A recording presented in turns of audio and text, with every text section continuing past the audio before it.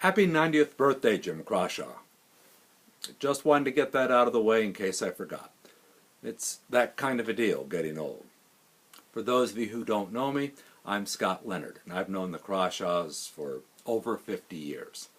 Largely because they faithfully attended Trotwood United Church of Christ, as my family did, and because their youngest son Mike and our friend Siegfried were my closest friends in my youth. Now, while I was over at 111 Grand Avenue in Trotwood quite a bit, I really knew Jim Crawshaw from Boy Scouts, since he was a scoutmaster when Mike and I joined at 11 years old until we left for college. There are way too many stories to tell from Scouts for this video, and I'll let Mike tell them at your leisure. Troop 41 met every Monday, year-round, went on campouts every month, and did high-adventure outings in the summer like the Appalachian Trail and Philmont Scout Ranch. And Jim Crawshaw led most every one of them. It was that kind of a deal.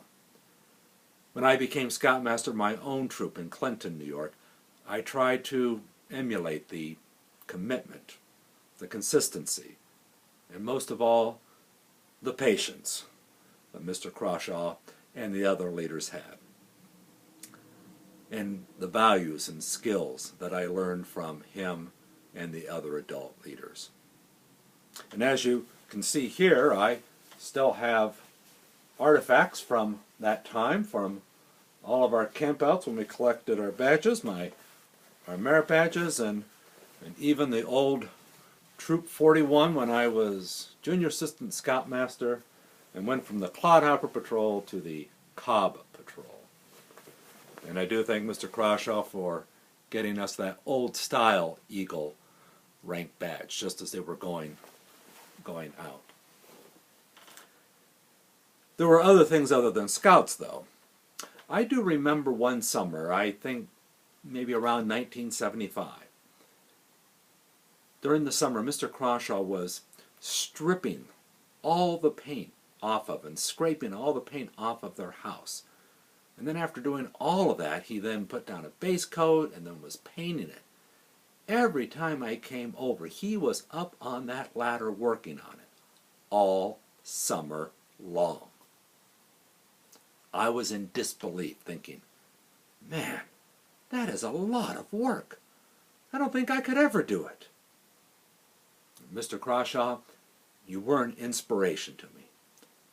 And as a result, I bought a house with no maintenance shingle siding, so I don't have to do that.